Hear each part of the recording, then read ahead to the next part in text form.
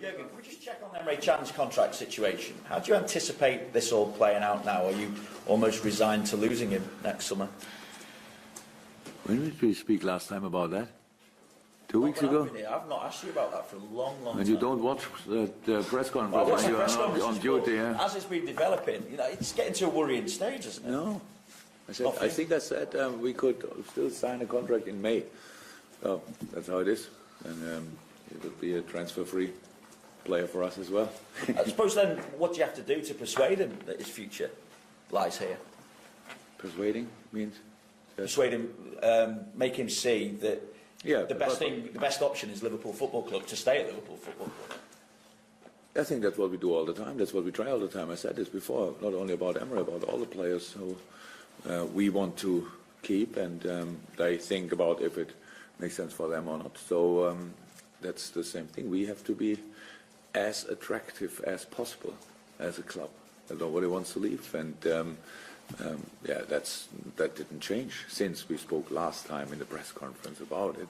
We have spoken a lot of times about Mo Salah, but as he's facing one of his former clubs this weekend and facing Chelsea for the first time as well, do you see a player with a point to prove, and what is it about him that has enabled him to develop the way he has since that disappointing time he had at Chelsea?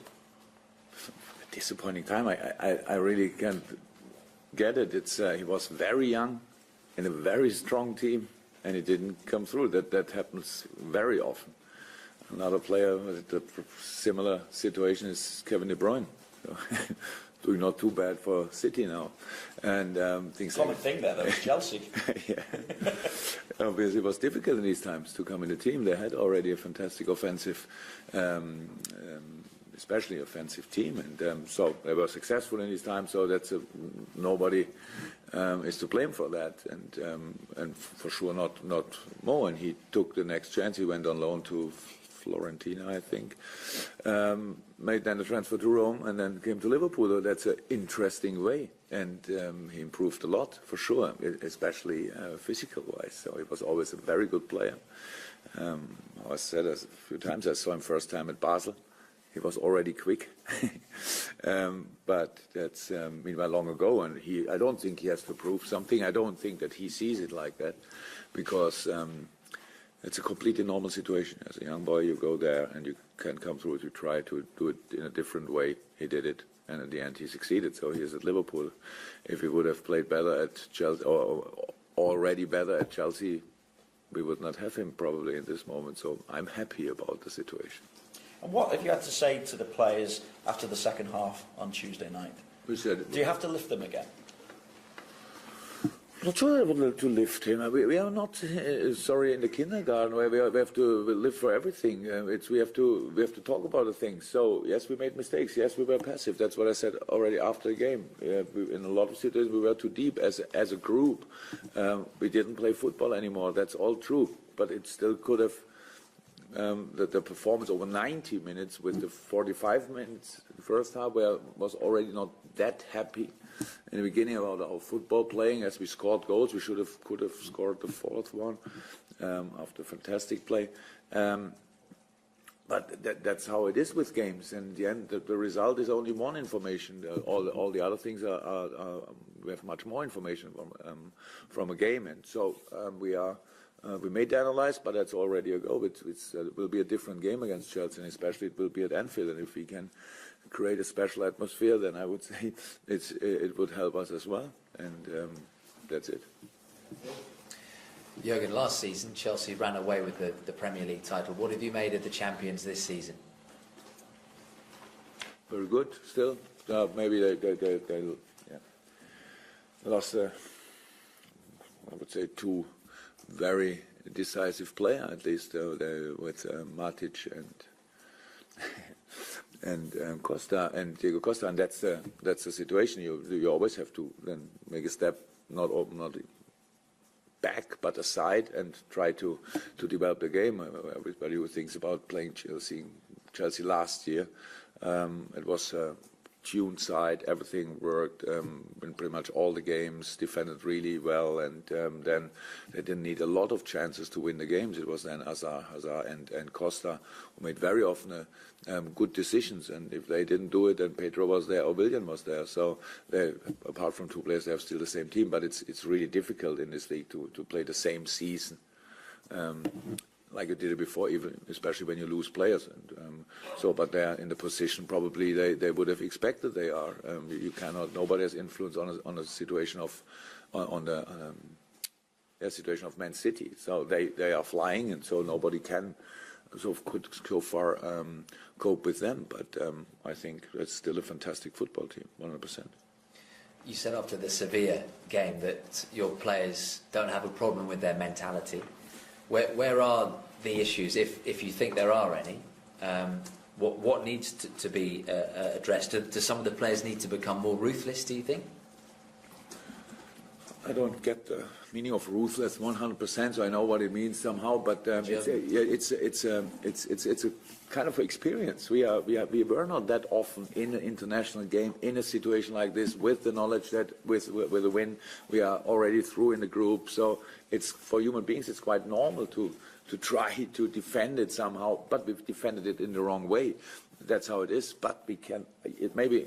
I don't think it's even your job to make it like this and like that, and it's very good and it's very bad and stuff like this. So we had a lot of signs for a really good mentality, and now we have a sign for not a good mentality. What's true now? So, and I know the boys better than you do, and I know that they really want it, but they have chosen the wrong tools.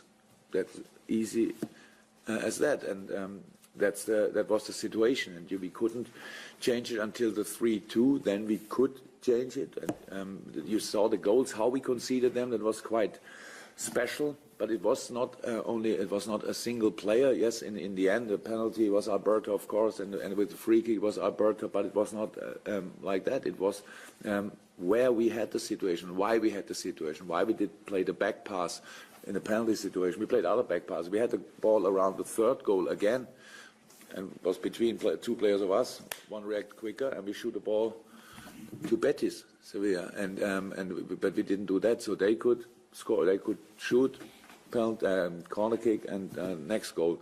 So it's all about us and how we felt in this situation. And you need, unfortunately, very often in life, you first need to make an experience and to learn of it. But of course, we knew before how it will work. But obviously, we couldn't do it in this game. That doesn't mean anything else.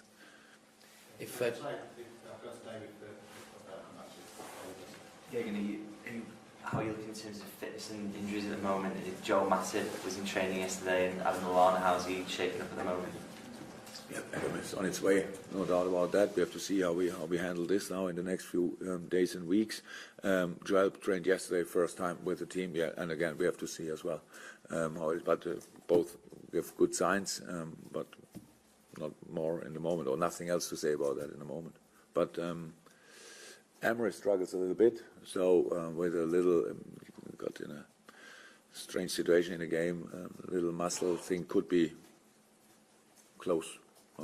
Maybe he's a doubt. Let me say it like this. Yeah, again, it's a team game, we know, but sometimes it's individual errors and mistakes that can prove costly.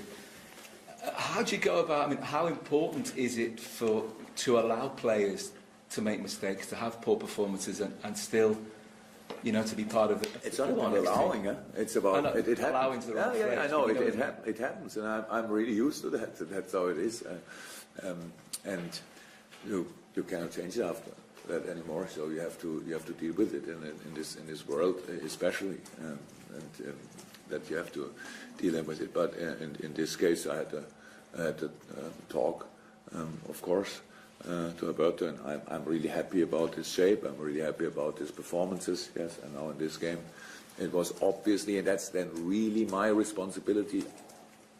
That could have done different things if you want, but obviously it was difficult in Sevilla with all the circumstances. Everybody was talking to him like talking to a family member.